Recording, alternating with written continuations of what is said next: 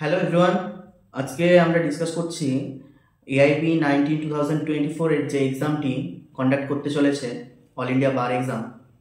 তো এই all India বার এক্সামের বেশ কিছু guidelines bar council of India ইতিমধ্যে প্রকাশ করেছে।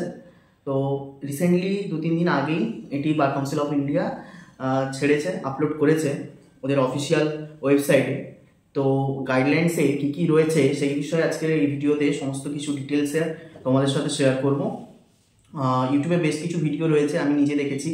তো ওখানে একদম ক্লিয়ারলি সমস্ত কিছু মেনশন করেনি কিছু কিছু ভিডিওতে, আবার কিছু কিছু ভিডিওতে করেছে। তো যাই হোক, আমি আজকে তোমাদের সাথে একদম ক্লিয়ারলি সব কিছু মেনশন করব। দেখে নেওয়া যাক কী কী গাইডলাইন্স দিয়েছে এই এক্সামকে কেন্দ্র করে। তো ফার্স্ট অফ অল আমরা যেটা দেখতে পাচ্ছি, আমাদের এক্সামে যাওয়ার জন্য কি ধরনের মানে অর্থাৎ কি ধরনের ড্রেস পরাটা জরুরি, বা ওখানে কি ধরনের ড্রেস ওরা অ্যালাউ করছে। তো ফার্স্ট অফ অল ওখানে বলেই দিয়েছে যে কোনো ধরনের এক্সট্রা অর্ডিনারি, অর্থাৎ কোনোরকম কোনো জামা কাপড়ে অতিরিক্ত সিম্বল বা কোনো কিছু রাইটিং, কোনো কিছু লেখা ওয়ার্ড, এই ধরনের কোনো ড্রেস পরা যাবে না। প্রথমে এটাই একদম স্ট্রিক্টলিভাবে না বলেছে। আচ্ছা, তুমি তাছাড়া যে কোনো ধরনের ড্রেস পরতে পারো, তোমার কমফোর্টেবলের জন্য যে কোনো টাইপের ড্রেস। তার মানে এই নয় শর্ট স্কার্ট বা কোনো রকম টপ বা এই ধরনের ড্রেস, নর্মাল ড্রেস। তোমার যেহেতু এটা ডিসেম্বরের লাস্টের দিকে হচ্ছে, অর্থাৎ 22 ডিসেম্বর যেহেতু এটা এক্সামটি রয়েছে, সেই সময় প্রচুর ঠান্ডা পড়ে যায়। তো সে কারণে তোমরা একদম সিম্পল ওয়্যার যেটা হয় ওই ধরনেরই কাপড় পরো। নর্মাল সোয়েটার, জ্যাকেট, কেউ ফর্মালও পরতে পারো। ফর্মালের কথাও এখানে বলেছে, ওই রকম কোনো রকম মেনশন করে দেয়নি যে ফর্মাল পরতে পারো না, এখানে ফর্মালও পরা যেতে পারে। আচ্ছা, এছাড়া কি না তোমরা কি পরতে পারো না, jeans, T shirt, shirt, normal যেসব ওয়্যারগুলো হয় ওই ধরনের জামা কাপড়ই তোমরা পরে থাকতে পারো। আচ্ছা, এরপর যেটা হচ্ছে শুজ, অর্থাৎ ফুটওয়্যার নিয়ে কি কি গাইডলাইন্স দিয়েছে। ফুটওয়্যারের উপর বলেছে তোমরা যে কোনো ধরনের স্নিকার্স, ফর্মাল শুজ পরতে পারবে, কিন্তু যতদূর সম্ভব অ্যাভয়েড করবে যেন কোনো ধরনের স্যান্ডেল না হয় বা স্লিপার না হয় বা হাই হিল না হয়, অর্থাৎ তোমার পা যেন কোনোভাবে দেখা না যায়, এই ধরনের তোমরা পরতে পারো। ঠিক আছে। আর দ্বিতীয় কথা হচ্ছে কি কি অ্যাক্সেসরিজ ওখানে নিয়ে যাওয়া বারণ রয়েছে। ঠিক আছে। তো কি কি অ্যাক্সেসরিজের মধ্যে যেরকম পড়ছে জুয়েলারি। ঠিক আছে, মেয়েরা অনেকেই জুয়েলারি পরে থাকে, বিভিন্ন ধরনের অকেশনালি জুয়েলারি যেগুলো পরে ওই ধরনের জুয়েলারি অ্যাভয়েড করবে। তাছাড়া স্মার্ট ওয়াচ অ্যাভয়েড করেছে, স্মার্ট ওয়াচ পরতে এখানে স্ট্রিক্টলি বারণ করেছে। আচ্ছা, সাথে হচ্ছে খুব বড় কোনো কিছু জিনিস যেমন মোবাইল ফোন, তারপর হচ্ছে টুপি, ক্যাপ, এই ধরনের জিনিসপত্রগুলো তোমরা অ্যাভয়েড করবে, না পরাই ভালো। এবার দেখো, কেউ এই ঠান্ডায় তো অনেকেই বিভিন্ন স্টেট থেকে তোমরা দিচ্ছ, তো সেই জায়গায় দেখা যাচ্ছে যে তোমরা টুপি কি পরবে না, হ্যাঁ পরতে পারো, তবে এইরকম টুপি পরবে না যেসব টুপিগুলো একদম পেছন মানে অনেকটা মাথার উপরে একদম চেপে বসে থাকে, এই ধরনের নয়। নর্মাল বিভিন্ন স্ট্র্যাপ টাইপের হয় না, ব্যান্ড টাইপের, যেটাকে কানটাকেও গার্ড করে এবং এরকম ব্যান্ডের মতো হয়, তো ওগুলোও তোমরা ইউজ করে থাকতে পারো। আচ্ছা, এরপরে কি না কোনো ধরনের বলে দিলাম নো ইলেকট্রনিক্স, অর্থাৎ কোনো ইলেকট্রনিক্স ডিভাইস নিয়ে যাওয়া যাবে না। Bluetooth device, mobile phone, smart watch, এগুলো একদম এক্সাম হলে ওরা অ্যালাউ করবে না। আচ্ছা, তারপরে কি আছে না ওয়েদার অ্যাপ্রোপ্রিয়েট অ্যাটায়ার, অর্থাৎ তোমাদের ওয়েদার বেসিসে তোমাদের ওখানে যেসব ড্রেসগুলো পরা দরকার ওই বেসিসে ওরা ওখানে ডিসাইড করছে। যে ধরো বিভিন্ন স্টেট থেকে তো হচ্ছে, কেউ থাকে উত্তরাখণ্ড, কেউ থাকে দার্জিলিং, তো বিভিন্ন এইরকম যেসব জায়গাগুলো, তো সেসব স্টেটে কি হচ্ছে সেখানকার ওয়েদার যেরকম হবে সেই ডিপেন্ডেই ওরা ড্রেস পরবে। তো সেই জায়গায় ওয়েদার বেসিসে ওরা একটা ড্রেসের কন্ডিশন রেখেছে। আচ্ছা, অর্থাৎ তোমরা লাইট জ্যাকেট পরতে পারো, সোয়েটার পরতে পারো। তো কোনো সিকিউরিটি পারপাসে ওগুলোকে খুলে তোমাদের কাছে কোনো রকম কোনো যদি চেকিং করে, তো সেক্ষেত্রে তোমরা যাতে নর্মালি ওগুলো চেঞ্জ করতে পারো, অর্থাৎ খুলে চেকিংয়ের পর আবার পরে নিতে পারো, এই টাইপের ড্রেস তোমরা পরে যেও।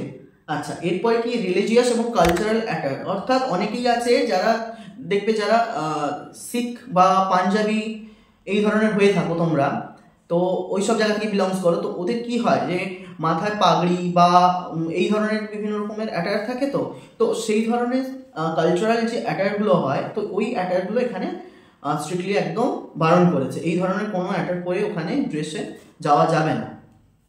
আচ্ছা, এরপর তোমাদেরকে হলে কি কি লাগবে, তোমাদের ওই এক্সামে দিতে গেলে কি কি জিনিস তোমাদের রিকোয়ার, কি না, admit card first of all, যেটা প্রথম তোমার প্রয়োজন সেটা হচ্ছে অ্যাডমিট কার্ড। তোমরা জানো 15 ডিসেম্বর 2024 অ্যাডমিট কার্ড রিলিজ করছে, তো যথারীতি তোমরা অ্যাডমিট কার্ড তো অতি অবশ্যই নেবে। আচ্ছা, সাথে কি একটি ফটো আইডেন্টি প্রুফ। এবার ফটো আইডেন্টি প্রুফটা কি হতে পারে, সেটা ভোটার আইডি কার্ড হতে পারে, প্যান কার্ড হতে পারে, আধার কার্ড হতে পারে, ড্রাইভিং লাইসেন্স হতে পারে, যে কোনো গভর্নমেন্ট যে কোনো প্রুফ হলেই হবে, পাসপোর্টও হতে পারে, বা ধরো যারা স্টেটে এনরোলমেন্ট করে নিয়েছো তো স্টেট এনরোলমেন্ট আইডি যেটা হয় ওটা হলেও হবে। আচ্ছা, এরপর বলে রাখি তোমরা কোনো রকম ভাবে ওই যে অ্যাডমিট কার্ডটি যেটি রয়েছে ওই অ্যাডমিট কার্ডকে কোনো রকম মোড়ামুড়ি করতে যেও না, অর্থাৎ অনেকে ফোল্ড করে নিয়ে যাও, অনেকে ওটার উপরে অনেক কিছু লেখালেখি করে দাও, তো এই জিনিসগুলো কিছু করতে যেও না। আচ্ছা, এর সাথে তোমাদেরকে টু কপিস পাসপোর্ট সাইজের ফটো রেখো, অর্থাৎ ধরো তোমরা যে ফটোটা অ্যাডমিট কার্ডে দিয়েছো ওই ফটোটাই পারলে ওখানে নিয়ে যেও, তো ওদের চেকিং পারপাসে ওরা ওটাকে ইউজ করবে। এটা গেল। আচ্ছা, এবারে কি না, ওখানে আমরা কি কি করতে পারি এবং কি কি করতে পারি না তার উপর একটা ডিভাইড করে দিয়েছে, কিন্তু দেখে নেওয়া যাক কি কি বলেছে। না, ওখানে আমাদের কি কি নিয়ে যেতে পড়বে না, ব্লু বা ব্ল্যাক বল পয়েন্ট পেন ওখানে তোমাদেরকে ইউজ করতে হবে। আচ্ছা, সাথে কি আছে, 2 কপি অ্যাডমিট কার্ড, অ্যাডমিট কার্ডের 2টো জেরক্স কপি তোমাদেরকে নিতে হবে, সাথে বললাম পাসপোর্ট সাইজের ছবি। আচ্ছা, তারপরে হচ্ছে কি সেলফ অ্যাটেস্টেড সেলফ ডিক্লারেশন, ঠিক আছে, একটা সেলফ ডিক্লারেশন তোমাদেরকে রাখতে হবে যেখানে তোমাদের সেলফ অ্যাটেস্টেড থাকবে। আচ্ছা, যেটা ওখানে স্টেট সেন্টারে গিয়ে পৌঁছে ওদেরকে মেবি দিয়ে দিতে হবে, বা ওখানে যাওয়ার পরে তোমাদের যা প্রসিডিওর ওরা বলে দেবে। আচ্ছা, এরপর কি না, ওখানে এক্সাম সেন্টারে তোমাদেরকে এর 9:50 আগে পৌঁছে যেতে হবে, অর্থাৎ 10টা থেকে যদি কারোর এক্সাম হয় তো নিয়ারলি 9:50 ভেতরে তোমাদেরকে ওখানে পৌঁছে যেতে হবে, কারণ 9:50 পরে গেট ক্লোজ করে দেবে। আচ্ছা, এরপরে কি না, প্লেন সিম্পল একদম আউটফিট তো থাকবে তোমাদের। আচ্ছা, সাথে কোনো রকম কোনো যদি রাফ সিট বা কোনো কপি, যেটা অ্যাডমিটের এক্সট্রা কপি যেটা আমি বললাম সাথে নিয়ে যাওয়ার জন্য বলেছে, তো ওইগুলো সমস্ত কিছু কিন্তু ইনভিজিলেটর যে থাকবে ওনার কাছেই কিন্তু সাবমিট করে এসো। আচ্ছা, আর হচ্ছে কোনো রকম ওই এক্সামের দিনে কোনো রকম জুয়েলারি কোনো কিছু পড়তে যেও না, আর এক্সাম সেন্টারে কোনো রকম আইডেন্টিফিকেশন যেটা আইডেন্টিটি প্রুফ যেটা তোমার ওগুলো কোনোভাবে হাইড করতে যেও না, ঠিক আছে। আচ্ছা, এরপর কি অনেকেরই প্রশ্ন আছে যে আদৌ কি এক্সামে বেয়ার অ্যাক্ট অ্যালাউ? হ্যাঁ, বেয়ার অ্যাক্ট অতি অবশ্যই অ্যালাউ। এর আগের ভিডিওতেও আমি বলেছিলাম যে উইথাউট শর্ট নোটস যে বেয়ার অ্যাক্টগুলি রয়েছে ওই বেয়ার অ্যাক্টগুলি অ্যালাউ, তো এখানে সেম অ্যাজ এখানেও ওই গাইডলাইন্সে বলে দিয়েছে যে উইথাউট যে শর্ট নোটস রয়েছে যেসব বেয়ার অ্যাক্ট ওইগুলোকে ওরা অ্যালাউ করবে। আচ্ছা, ফার্স্ট প্রেফারেন্সে একদম বলে দেওয়াই রয়েছে bare acts without short notes. আচ্ছা, তারপরে কি ফটোকপিজ অফ বেয়ার অ্যাক্টস, অর্থাৎ ধরো অনেকেই বেয়ার অ্যাক্ট তো কিনতে পারো না, মানে বই ধরো কেনা হয়ে ওঠেনি, বা অনেকে জেরক্সও নিয়ে যেতে পারো, অর্থাৎ ধরো কোনো পিডিএফ ফাইলকে তোমরা জেরক্স করে নিয়েছো, তো এইরকম বেয়ার অ্যাক্টও ওরা অ্যালাউ করবে। আচ্ছা, তারপরে যেটা হচ্ছে উইথাউট, তবে হ্যাঁ এই যে কপিগুলো যেটা আমি বললাম যে জেরক্স কপিগুলো ওগুলো কিন্তু অতি অবশ্যই উইথাউট শর্ট নোটসই যেন হয়, কারণ যদি শর্ট নোটস থাকে তো ওরা ওটা অ্যালাউ করবে না। আচ্ছা, এরপরে কি bare act minimal short notes. আচ্ছা, সাপোজ তোমরা বেয়ার অ্যাক্ট অনেকেই কিনেছো, এবার অনেকেই জানতে না, তো সেই জায়গায় দেখা গেছে যে উইথাউট শর্ট নোটস পাওনি, কিন্তু এইরকম রয়েছে যে মিনিমাল শর্ট নোটস, তো সেই ধরনের বেয়ার অ্যাক্টস অ্যালাউ করবে যদি এই যেটা আমি বললাম without short notes bare act তোমরা না পেয়ে থাকো সেক্ষেত্রে। আচ্ছা, এরপর যেটা হচ্ছে এক্সামের ডেট সম্পর্কে তো তোমরা সকলেই জানো, 22 ডিসেম্বর 2024 এক্সাম কন্ডাক্ট হবে। সকলকে অল দ্য বেস্ট। আর আপাতত এগুলোই হচ্ছে গাইডলাইন্স, এইটাই আপডেট রয়েছে বার কাউন্সিল অফ ইন্ডিয়ার তরফ থেকে।